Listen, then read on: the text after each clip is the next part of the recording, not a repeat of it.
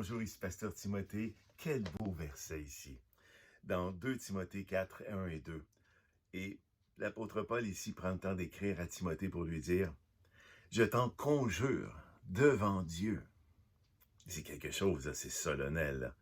C'est devant lui que je vais te dire ce qui s'en vient là. Écoutez bien cela. Et devant aussi Jésus-Christ. Et là, quand l'apôtre Paul dit devant Jésus-Christ, il parle à celui qui, lorsqu'il était sur son cheval, le fait tomber par terre par sa gloire lumineuse. Et qui lui a dit, il te serait dur de résister contre moi. Et qui es-tu, Seigneur? Je ne sais même pas qui tu es. Je suis Jésus que tu persécutes. C'est de ce Jésus-là qu'il parle. Il a eu une rencontre personnelle avec lui. Puis là, il dit à Timothée, devant Dieu le Père et devant son Fils. Écoute bien ce que je vais te dire. Qui doit juger les vivants et les morts, Jésus. Et au nom de son avènement, parce qu'il revient. Et de son royaume, en d'autres mots, au nom de tout ce qu'est Dieu, et de tout ce qu'il possède, et de toute sa force, de toute sa puissance, parce que l'avènement de Jésus va montrer la puissance de Dieu. Devant qui même Jésus va juger les vivants et les morts, donc celui qui est le souverain par excellence. Là. Tu ne peux pas aller plus haut que ça, là. C'est devant lui que je te parle, Timothée, pour te dire ceci.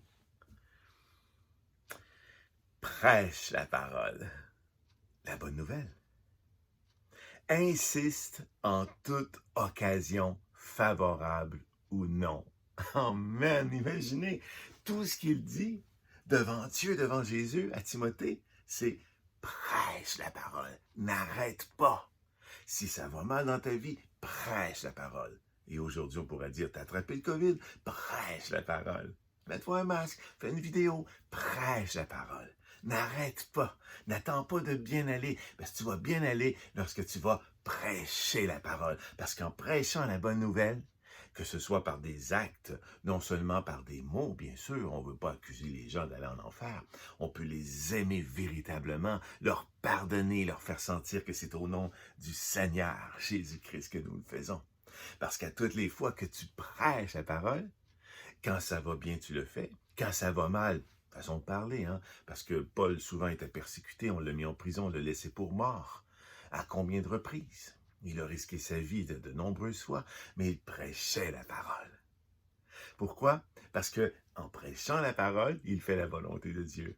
Jésus est venu ici pour chercher des pêcheurs d'hommes. C'est ce qu'il dit à Pierre. Suis-moi et je ferai de toi un pêcheur, parce que tu étais pêcheur de poissons. Maintenant, tu vas être un pêcheur d'hommes. C'est ce que Dieu veut pour toi, c'est ce qu'il veut pour moi. Nous ne sommes pas ici pour accomplir une belle vie dans des maisons luxueuses et des chars, des automobiles ultra luxueux aussi. Tant mieux si tu as cela, tant mieux si tu ne l'as pas. Prêche la parole. Le but de ta vie, c'est de prêcher la parole en toute occasion, favorable ou pas.